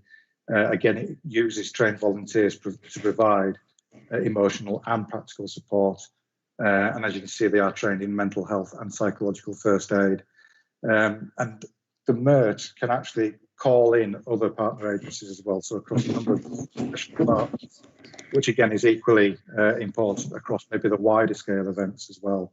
So through the local resilience forum, there's a real, you can really scale up the level of support that is available to victims of emergency incidents per se. So it starts. Phil, sorry to interrupt. It's Simon Dennis. Julia has asked me just to take the chair while she's away from the meeting on account of some repairs that are being done to her Wi-Fi and broadband service. So just to introduce myself to members of the public that might be watching the broadcast, I'm Simon Dennis. I'm Chief Executive and Monitoring Officer here in the Commissioner's Office. Phil, sorry to interrupt the flow of the presentation, but I know one of my colleagues in the office, Fiona, does have a question to put to you on I think the slide that's in front of us at the moment. So, Fiona, can I come to you, please? Yeah, Phil, just looking at the Red Cross emergency response, I'm assuming that they would respond across the whole county. And what triggers the need for them to attend? Is that crews, or does it go through control? Who makes the decision as to whether they're needed? It's both, Fiona. So our crews are aware that the service is available. So when they're on scene, inevitably they'll be able to assess whether or not that additional support is required. If, however, they forget or they've got that much going on, there is a prompt built into our control room that will actually ask crews whether or not the service is required. And like I say, within North Yorkshire, the level of use is actually relatively low. I think over the last 5 years or so, it's been between 20 or 30 times. But for those people who really need that support in their hour of need, it is there available. So it's what they provide when they do turn up. So in answer to your question, Fiona, it is crews, and it is also prompted through our control room as well. But the level of use isn't low because it hasn't been offered. No. It's just due to people not taking it up. Yeah, and what we find is quite often people will have made some resilience arrangements already ready for an emergency, possibly because of the good advice that's given out by a number of different agencies in that respect within North Yorkshire. Quite often they'll get helps from families, from neighbours. So despite the offer of support being there, it is often turned down because people feel that they're able to support themselves per se. But like I say, the real true value is when that support is actually needed. It is there and available. Thank you. Okay. Next slide, please. So support on a wider scale or wider types of support is also available through the fire service. So our operational crews, our community and public safety officers will, after an event has occurred at, say, a residential premises in a neighbourhood, they will go around that neighbourhood and deliver leaflets through letterboxes. They will engage with the local community to provide reassurance and also to offer safe and well visits and other advice on the back of what is a very traumatic event for one family or one individual.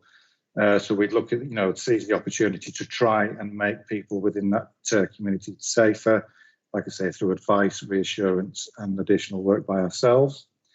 Whilst the incident is occurring and after the incident as well, we do provide incident messaging, so keeping, again, the wider community informed of what's going on, again, with safety information or just information as to what is actually occurring. We use the control room to do that through social media. We use our communications and media team. And again, on a much wider scale, we have, through the Local Resilience Forum, an ability to do that much wider. Internally, I've mentioned it already, but it's very important that we recognise the effect that these traumatic incidents can have on our own staff. So again, post-incident support applies to our staff as well, and we have mechanisms in place to provide that post-incident support to them. And then longer term and continued support for individuals and communities, we do join in with other partner agencies, particularly over the more protracted incidents, to ensure that the recovery phase is accounted for. So we take an active part in the recovery phase of, say, your flooding incident, your spate conditions and so on. And we don't just sit back on our laurels and think we're doing a good job. Every incident that we go to, every incident debrief that we run, that would be multi-agency and single agency, we'd look at how we've performed, we'd look for learning so that we can then improve our interventions going forward. Next slide, please. Phil, sorry, it's Simon Dennis again. Forgive me for interrupting yet again. Just a question on that last point in terms of sort of learning and improvements. Is there anything, you may be about to come to this later in the presentation, I don't know, but is there anything that you would like to do by way of post-incident support that you're not currently able to do, or anything that you're aspiring towards doing differently in future as a result of that kind of learning? There is, Simon, and there is a slide later on that talks to that. So I can answer it now, or we can wait until. No, sure. If I've jumped the gun, so to speak, then yeah, come to it whenever you were planning. We'll do that, Simon. Okay, over to you, Dave, please.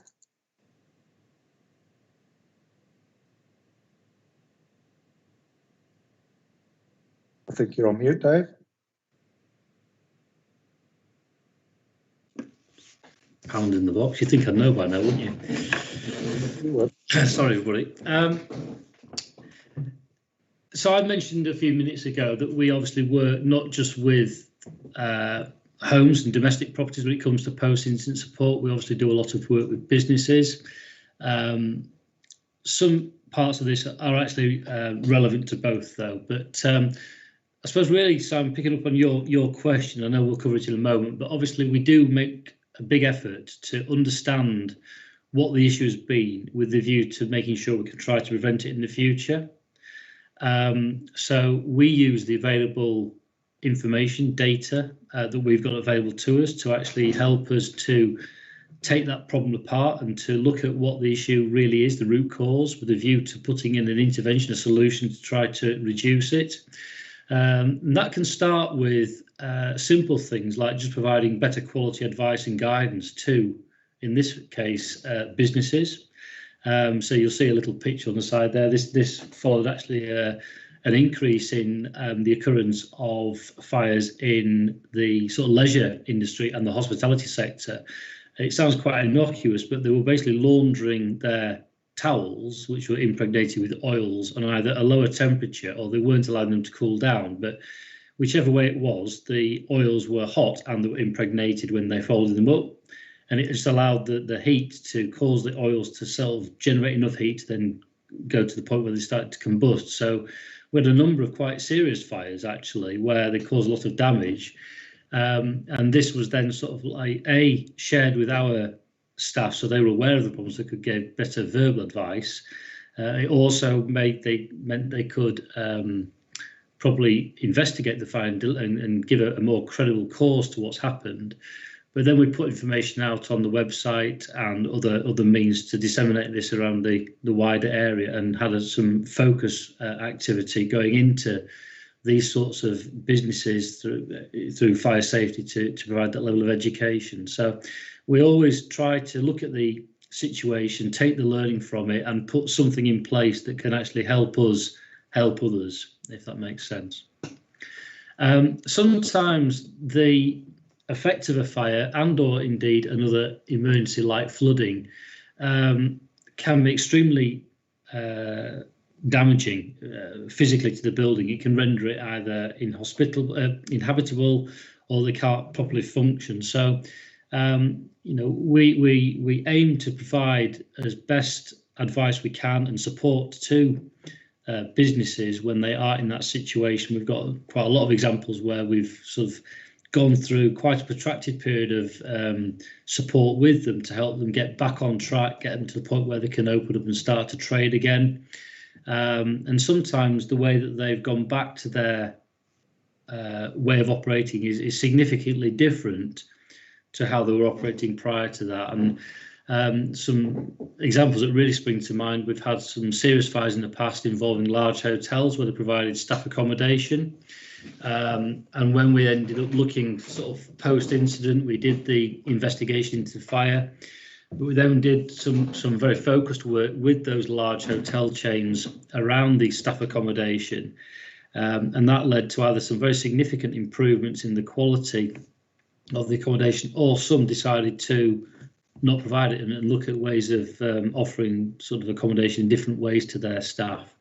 So again, it's taking the learning and going back out to as wide an audience as we can to make them aware.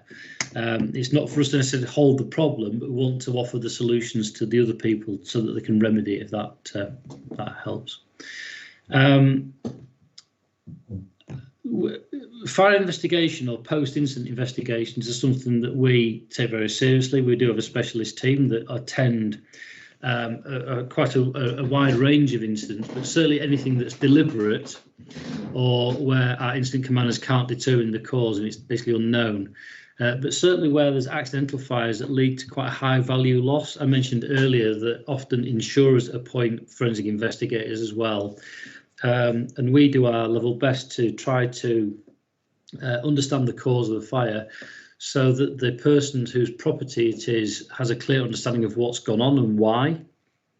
But obviously that goes on a stage further where we can maybe support in the longer term understanding of fire causation, and that can feed into a whole range of things, going from national data that feeds into risk resource models and community risk profiling. So it's actually a really quite sort of strategic aim of the service to make sure we have really good information that we can share, and equally we get it back from other services as well. Fire investigation also, though, whilst it helps provide people understand about how the fire has been caused, it can also provide closure.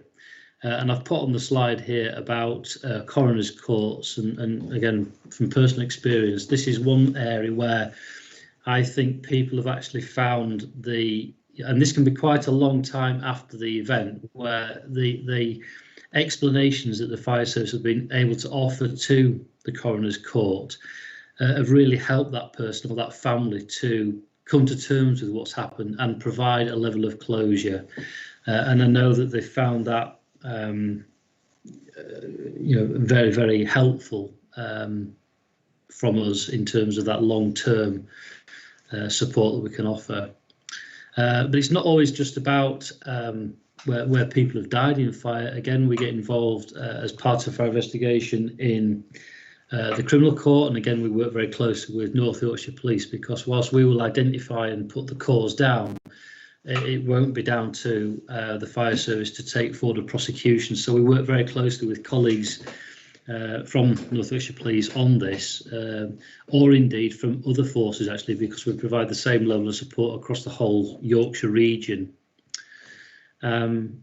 And the final point there really is about how we work not just with like private insurers like insurers, but things like health and safety and can you slip my mind? Training standards, people like that. So local authorities. Okay, Phil. Yeah, thanks. So next slide, please. Simon, this might answer your question. So the last couple of slides really go into what we'd like to be doing more of in future, taking on some of that learning. Sorry, can we have the next slide, please? Oh, sorry, it is. So in terms of improving our aftercare, we've already talked about, and we continue to roll out additional training. So Dave's talked about Safe and Well. Firstly, we started with our full-time firefighting crews delivering that service. We've now rolled that out across on-call stations across the county, now more rural areas where arguably might have more vulnerability.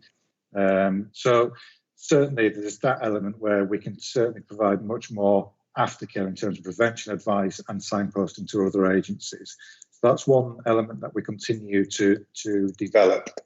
And of course, we talked about consistency before, and I think that this sort of stuff as well achieves that consistency even more so as we go forward. And interestingly, what we do find just from different case studies being shared around the county, so Dave's talked about involvement of charity shops, crews making hot flasks of tea and taking meals back, sharing these areas of good practice and learning will again improve our capability in terms of post-incident support all the way across the county. And we certainly want to be much more involved in future in resilience, so building resilience of individuals, families, of communities in future. And an example there, you'll see farm flooding advice in there. We are already providing advice to farmers, for instance, in terms of moving cattle before the flood reaches the cattle and so on. So we're trying to prevent or mitigate the impacts of emergencies happening. And we really want to develop that further as we go forward. And to do so, there's several opportunities that exist for us. The main one being the risk and resource model, which we're currently working through. So we're understanding better the risk within North Yorkshire from fire and other emergencies. And we're able to now better balance our resources against the risk that is present. And within that risk and resource model as well, look at how we can readdress the balance somewhat in terms of how we provide preventative activity rather than response activity. So in effect, increase prevention to reduce the response demand. I talked about, we talked about public safety service. So currently we've got a trial running in Craven, which involves the use of 2 public safety officers, which basically serve a number of functions across police, fire and ambulance currently. And then expansion of that service in future will again enable us to provide much better post-incident care, again, right across the range of the county, not just within Craven itself. And another area that we really would like to explore is more use of volunteers.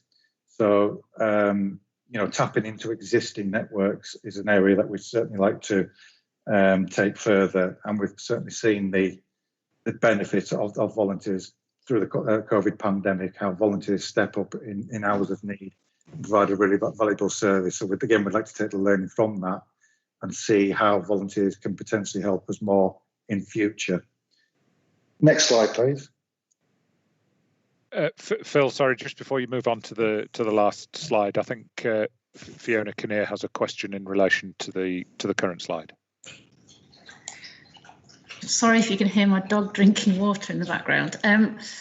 Well, I have a question about, so if somebody has been a victim of thinking of a fire, and what sort of post-fire advice is left with that person? Do they get given a leaflet? And if they did want to recontact you for some advice, how would they know who to contact, and how would they go about doing that? Is that quite obvious? So we will make it as obvious as we can whilst on scene, Fiona, certainly through that verbal communication with crews to the residents or whoever's involved.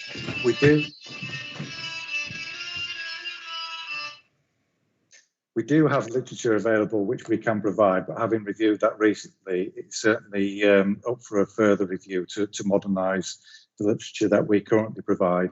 And again, how they might contact us once we've left, the website, our contact details are readily available on our website. We'll provide information before we leave as well. So any review, and this is something that I want to do over the next 12 months actually, which is on the next slide, I'd like to conduct a review of what we do currently provide in terms of the literature, and certainly make that more available, more information available on the website. We are looking to create a new website now, so it's an ideal opportunity for us to be able to do so, and really just put everything out there as possible that we can, that gives whoever it is as much information as possible, so they know where to turn once we've driven away in the big red fire engine as such. So like I say, over the next 12 months, we've got the options development on the back of our risk and resource model. We're looking to improve that prevention and protection capability and consistency across the county. So again, perhaps once the crews have left, we could do some more work on the back using specialist staff, etc. And provision of additional training and awareness for our staff. I think that is a continual improvement that we always seek to achieve. So we have training rolled out continually. And I've referenced the public safety service as well. The aspiration is to scale up the public safety service so that we have a plethora of officers all the way across the county, which will complement the services that we currently provide. But not only will they provide prevention advice and activity related to fire, they'll be able to do that for police, for ambulance, and for wider partners, including health, local authority, and so on and so forth. So medium to long term, the public safety service will certainly put us in a very good place to provide both pre and post incident activity support as well. So that's the end of the presentation, Simon. If anybody's got any more questions, I would welcome them. So Phil and Dave, thank you. I didn't have any more myself, and I'll just pause for a moment to see whether anybody else does. I think I'm going to come to Andrew next, perhaps for a comment or a question. Thank you, Simon. And you're right, it's a comment rather than a question. And many thanks to Phil and Dave for providing us with that presentation. And it really, what became more and more clear all the way through it is just how everything in the Fire and Rescue Service ties back up together, really, and how the work we're doing to develop the strategy and develop our approaches include this post-incident support. So within the Fire and Rescue Service nationally, there's lots of talk of prevention, protection and response, and we've added this fourth aspect, this fourth tool of resilience, and that's about creating a community resilience, and that's about helping communities to prepare themselves for an emergency and to help themselves at the time of that emergency prior to the arrival of the Fire and Rescue Service, and then to recover more quickly following the emergency. And this bit that Phil and John and Dave have been talking about is a lot about how they recover, because we focus on vulnerability. So fire discriminates. There are some groups of people who are more likely to suffer a fire or another emergency than others. But once somebody has suffered a fire, they become inherently vulnerable. They've suffered a loss, and we value people, we put the public first, we care about our own and each other's physical and mental well-being. Well, owning that person's safety post that incident, helping them to recover mentally and physically in terms of their house and their property, their vehicle, whatever it is, that's part of the role of the firefighter. And what I've said to firefighters is, once you've found somebody who is vulnerable, you own that vulnerability, you own their safety until you're content that you've helped them and worked with other people to help them become safe again and no longer vulnerable. So this is this aspect of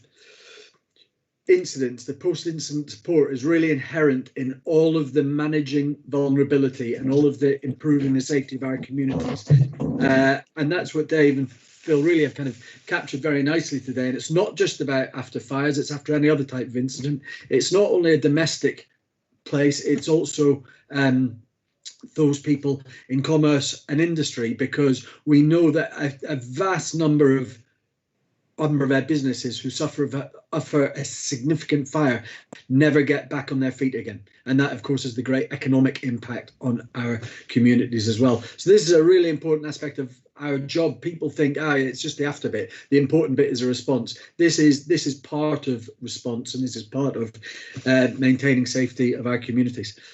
So thanks again. And yeah, that just sums the whole thing up, I suppose, really, Simon. Yes, thank you, Andrew. It does, and thank you, Phil and Dave. It's a really, really important area, and as Andrew rightly says, some important options and scope for the future as well in terms of that whole area. So, thank you for that.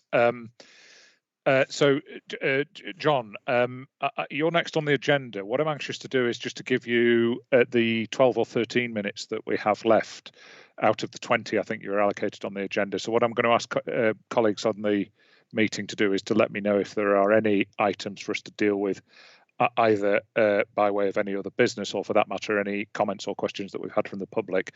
And if they could let me know in the chat bar, I can manage from the chair accordingly. But John, unless I let you know to the contrary, you have the remainder of the meeting to take us through the presentation in relation to overall fire and rescue service performance. So am I coming straight to you, John, or Andrew, are you introducing the item? Straight to John's absolutely fine, thank you, Simon. Okay. Thank you, Simon. Thank you. I'll share the presentation and then run through the slides. Could you just let me know if this is visible once I've got it up there? Nothing yet.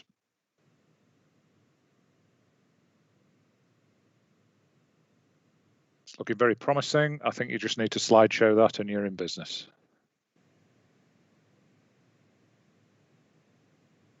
There we go. All good. Looking good. Simon, again, could I ask you if there are any questions at all? Please, could you let me know, because I can't see hands now. John, I'll do that, no problem. Thank you very much. So this is actually covering the period of February, albeit we're presenting it in March. And this slide here gives an overview of the number of incidents that we had during February, and the area where we've got for February there on the left-hand side shows that overall in February our incidents were lower than they were in January and slightly lower than they were in December. And basically there are no real issues of concern, no real spikes or trends within the period within February compared to previous years or compared to previous quarters. The overarching trend is that calls are down slightly. January shows a slight spike, and that was largely weather related and predominant with the flooding and special service calls that we dealt with within that period of time. So I'll move on from this slide. No real major concerns for us within February. This slide here focuses on false alarms, and I'll drill more into the detail of this. And this slide shows really about the automatic fire detection system. So false alarms cover a broad range for both malicious, people just seeing things that they think is a fire and it's actually not, down to the automatic fire detection systems which activate, and I'll drill into there a little bit more. So again, a slight increase in February, but nothing significant compared to the previous months. And one thing I will say at the moment is they are lower than they would ordinarily be, and that's largely due to the COVID restrictions and many business premises which aren't functioning as they would ordinarily be. So a breakdown of the false alarms. So as I've said there, they generally fall into a number of categories. So false alarm malicious is where someone maliciously either presses a brake last point or or just dials 99 for whatever reason may motivate them. And I'm pleased to say that they are low in North Yorkshire. The other area of false alarms are the detection system. 78% of our calls are in that area, and it's an area of focus we really do and are working hard to reduce. And then the other 20% there are the good intents, and this can be, you know, someone driving along and seeing flames in the distance, and it actually turns out to be controlled burning, someone having a bonfire. It's that type of thing. This slide here now moves on to drill that down in further in terms of the automatic fire detection.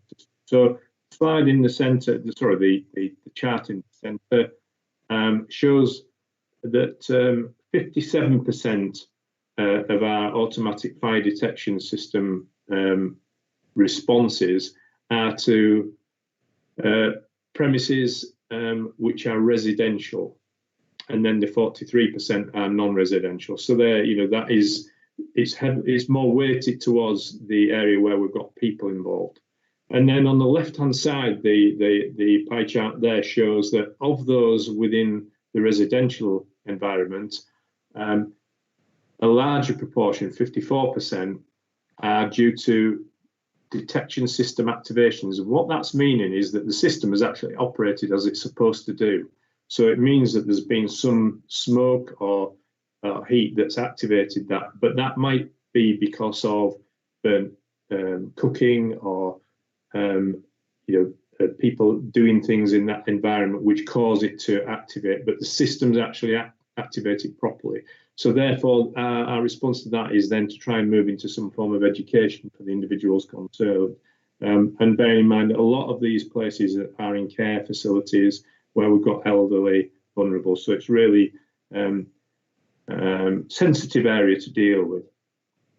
And then the other 46% are detection fault systems. These systems are very, very sensitive and they do develop faults, unfortunately, from time to time. So again, when we get those faults occurring, we work very closely with the premises to try and encourage either improved maintenance on the systems and such. And then on the right-hand pie chart, this is in the non-residential area, and again there it's showing the opposite really. So a larger proportion are detection fault systems as opposed to detection systems operating as they should do. And in the non-residential area, that's the commercial environment, a lot of this can be down to commercial processes, perhaps, which has caused the system to activate properly. And again, then we would work closely with the premises responsible people to try and overcome that through changed processes or changed detection systems if possible. Moving forward onto our overall fire cover for February, 92% availability overall, our duty systems. And in February, we were predominantly within the optimum area, almost 88% of the time, which means that there were between 38 and 45 of our 46 fire appliances available. And again, really a lot of this, two factors that contribute to improved availability at the moment are that we've done a lot of work on the on-call system in terms of improving recruitment and retention. We've had a number of courses last year which we managed to run, and our staffing levels are healthy overall within the whole time environment as well. When I move on to the on-call stations itself, again, February 1% lower than January, but it is good at the moment compared to last year. If you look down here, this quarter in 2021 compared to the same quarter last year into 2020 is higher. Well, largely two factors affect that.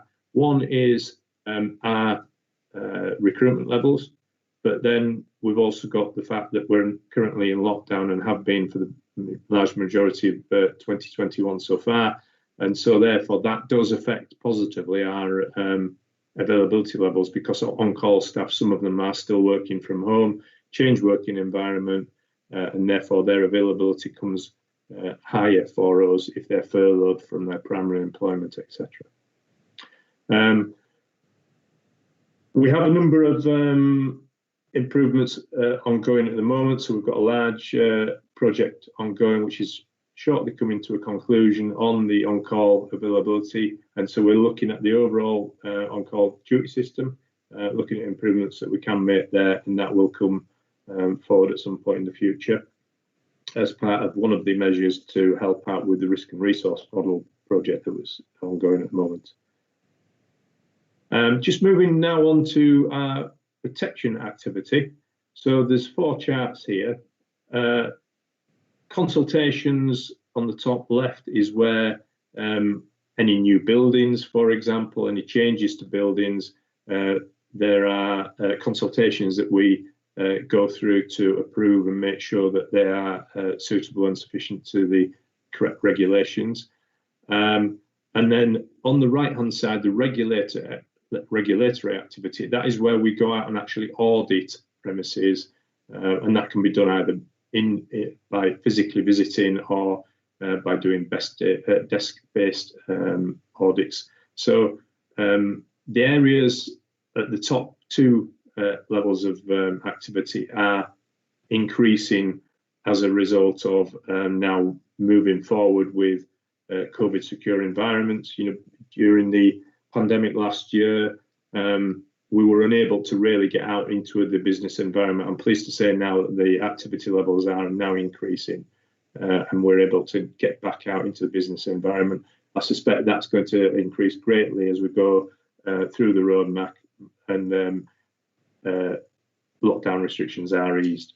John, can I just ask a question? Sorry, I probably should have asked this on previous presentations, and forgive my ignorance. On the vertical axis, what are those numbers? What do they mean? That reflects the number of activities that have taken place on this one. Right. Okay.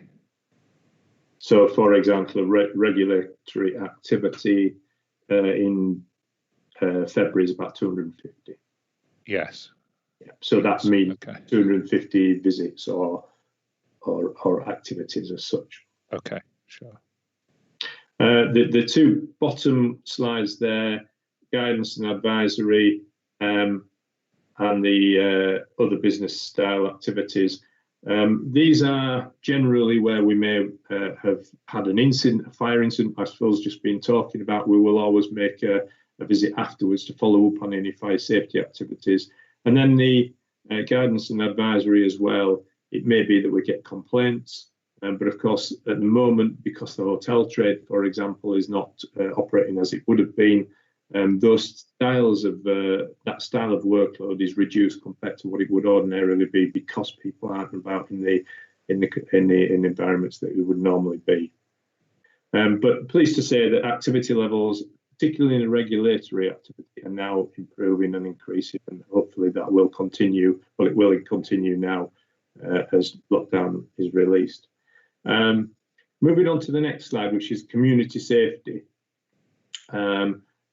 The left-hand graph demonstrates work associated directly with COVID, and the large spike that we saw there in April last year was when we were assisting North Yorkshire County Council with phoning people that were shielded, for example, and we did a lot of work there, telephoning people throughout the summer months, keeping in touch, passing on fire safety guidance and advice, as well as undertaking follow-up work for other agencies. And that work is still ongoing, but has tailed down significantly compared to what it was in the earlier stages of the pandemic. But the other graph there demonstrates activity levels now, again, increasing certainly throughout January and February, with the safe and well visits and home safety visits. They are now starting to pick up and increase again as we start and move forward, come out of the pandemic, and lockdown restrictions are eased somewhat. The availability of PPE, the control measures all now in place are helping us now get out and about and go about our business in a more normal way than we've been able to do over the last sort of 12 months. And the final slide there just shows really our absence levels and our how we've been affected by COVID. And it's interesting really, through to about September, our infection rates within the service were very, very low, if almost flatlined at zero for most of that time. But you can see from really within January, we had a spike, not huge figures, but we had a peak up there, about 10 people off at one point, tested positive. But again, pleasing to see that that's tailed off now. Moving forward, we had a slight blip in the early stages of March, but overall, that hasn't really affected us. And I'm pleased to say that our crews have continued working throughout the pandemic and really demonstrate their commitment to the public throughout this period. And that's the end of the slide. So if there's any questions at all, happy to take them. So I think I do have a couple of questions. Would you like me to leave the slides up, Simon, or probably leave the last slide up for a second or two. I think Andrew, you wanted to comment or ask a question first. It's a comment, Simon, so perhaps I'll do that at the end of the questions. It's just in relation to that last slide and sickness absence. Yes, okay. So in which case, I think it's the case that Fiona has a question of you, John. Okay. Hi, Fiona.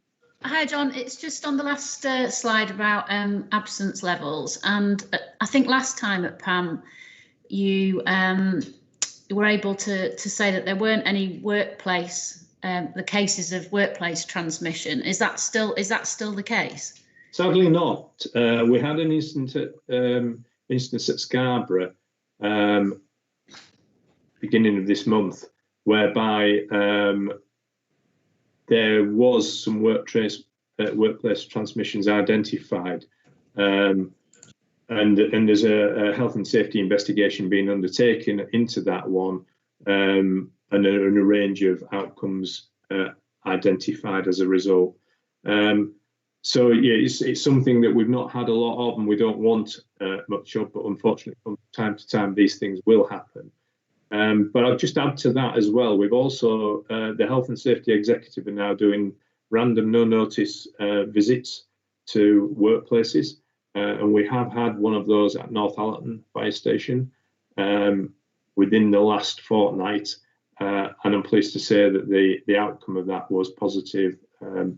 Positive as in they were pleased with the measures that were in place on that station. So we have got an audit process in place. We've got a range of different measures to make sure that our crews are working safely and making sure that they are minimising the risk of spread amongst colleagues as best they possibly can do. But unfortunately, these things will happen from time to time, whereby we do get workplace transmissions, but I'm pleased to say very, very low.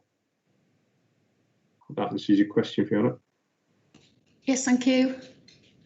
Thanks, John. So, Andrew, could I come to you next, please? Yes, thanks, Sam. It's just there was a discussion at the North Yorkshire Health and Wellbeing Board last week, which was really interesting with regards to absence management, because, and again, our value of learning. It's transpired that over this winter, there have been almost no instances of seasonal flu or other types of health demand on the NHS because of the actions that people have been taking to prevent the spread of COVID-19. So wearing masks, social distancing, working from home, etc., hand washing have all had tremendous impact on the general, normal, typical types of ill health. And this is learning that we're now encouraging within the Fire and Rescue Service and the police, of course, as well through Enable North Yorkshire, because where people can work at home, they should work at home. So previously, where people might have had a sniffle, not felt 100%, but not felt able to take time off work, they've come into work, they've sat next to their colleagues, and of course it's spread, and that illness starts to impact further through the workforce. What we've learned now, of course, is that it's very possible to not spread those illnesses through taking some fairly simple precautions. And we also now know that we're able to work from home. So if somebody didn't feel 100%, rather than coming into the office to work, they might well be able to work from home. If they work in a fire station, they might well be able to take other actions like keeping a distance from people as far as possible, hand washing, all those things that we've learned over the last 12 months. I think we will look to extend way beyond the end of COVID-19, wherever that comes, because the measures apply to so many other types of illnesses, and traditionally the sickness rate in our enabling services functions is higher than that on our fire stations, and that's probably because people go into work when they don't feel 100%. I think we can pretty much eradicate that in future if people just take those simple, straightforward precautions, and in years to come we should see a lowering of those absence levels. So just worth sharing in terms of learning from the Health and Wellbeing Board. Yes, absolutely. There's some really significant lessons to come out of this for working life and for society. I think I gathered from the news the other day that the Secretary of State for Education announced the end of snow days for school children as well, which is similar sort of thing, but perhaps slightly less welcome news for them. But at any rate, there we go. John, did you have anything else you wanted to say in closing before we finish that item? No, thank you, Simon. Thank you. Okay, I've had an indication along the way that there are no questions or comments from the public, and that nobody's declared any other business. So if I just pause for a second, unless anybody does have anything to say, I think it's the case that the Commissioner hasn't been able to rejoin us. So I'll close the meeting there, just to make one remark, and that is in relation to the date of the next meeting. Presently, we're working on plans to move the date of the next meeting for a couple of reasons, but we will obviously let colleagues know, and we'll let the public know of the new arrangements by the usual methods of communication. But it's highly unlikely to be on the 27th of April as things stand. Just falls to me then to thank everybody for the work done in preparing and presenting today, and to close the meeting on that note. So thank you very much indeed.